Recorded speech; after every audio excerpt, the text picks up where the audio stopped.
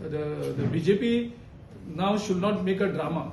BJP ST सगळे इतलं आपण रिझर्वेशन करता करून इतलो आवाज केल्लो आसा सगळ्यांक, तांकां सगळ्यांक आश्वासन दीत दवरलां आनी आतां तुमी निवेदन दिवपाक इलेक्शन कमिशन तुमी चलयता म्हण तुमकां जाय ST रिझर्वेशन फाल्यां तुमी इलेक्शन कमिशना कडल्यान करून घेवपाक शकता.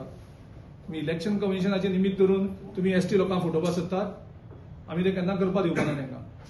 तुमचे म्हणणे समजे आता हे जावचे नाका जस्ट बेस्ट दाखोवपाचो प्रयत्न चालू ते ज्या तरेन ते इलेक्शन कमिशना कडेन वचून नाटक करपाचें म्हाका दुबाव येवपाक लागला. तांकां खरेंच रिझर्वेशन जाय हे ST परत फटोवपाक नाटक करता काय म्हणून.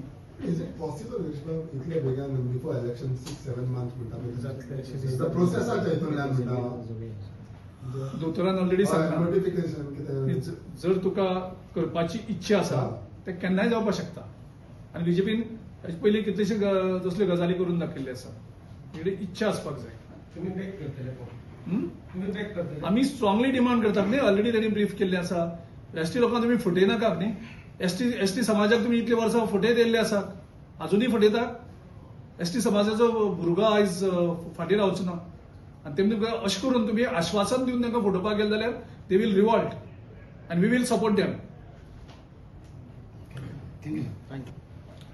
आज इलेक्शन कमिशनला सुद्धा बीजेपीचा सरकार चालवतो, तो त्यामुळे त्यांनी काय ऍप्लिकेशन दिलं त्याला काही अर्थ नाही. ते कधी इम्प्लिमेंट होणार त्याच्याकडे हे आहे. इलेक्शन कमिशन कोण चालवतो?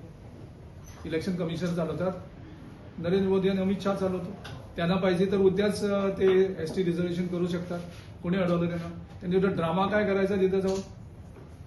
डेट कोण फिक्स करतात इलेक्शन कमिशनची? इलेक्शन कमिशन ठरवतात की नरेंद्र मोदी आणि अमित शहा ठरवतात? त्यांनी